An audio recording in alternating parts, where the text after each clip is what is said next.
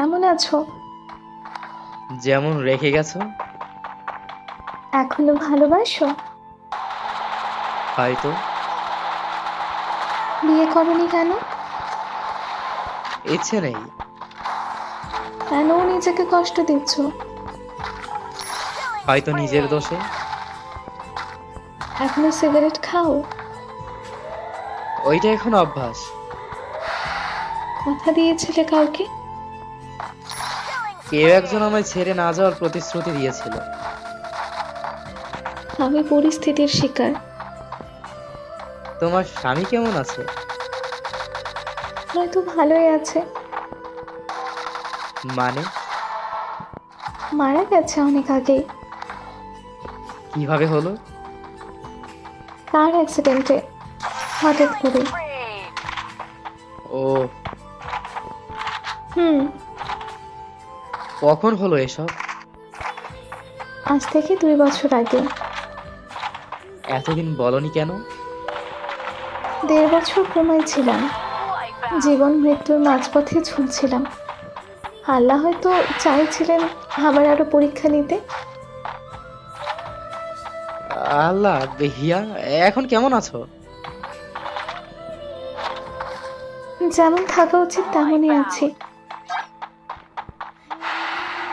মানে? আহ কি হয়েছে তোমার? হিয়া, ঠিক করে বলো, কোথায় কষ্ট হচ্ছে? না, তেমন কিছু না। সত্যি করে বলো। মাথায় ব্যথা হয় খুব, হসপিটাল থেকে ফিরে আসার পর থেকেই। ডাক্তারের কাছে গেছো? হুম। তারা কি বলেছে? বলেছে মাথায় এক ধরনের টিউমার হয়েছে, যেটা প্রতিদিন একটু একটু করে আমাকে কষ্ট দিয়ে মেরে ফেলবে। অপারেশন করলে হয়তো বাঁচবো, হয়তো মরবো। হিয়া, বলো না কিছু। আচ্ছা, হঠাৎ যদি কারো মুখে শুনি হিয়া নামের পাগল মেয়েটা মারা গেছে, তাহলে কি করব আমি? তখন একটু কাঁদবা, একটু স্মরণ করবা। চুপ করো, এইসব উল্টাপাল্টা কথা বলো না।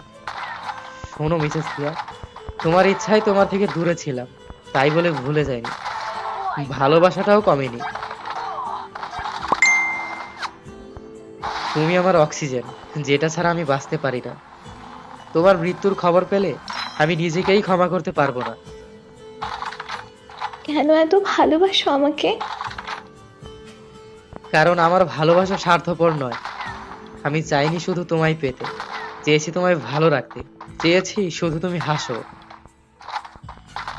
উজান, হুম।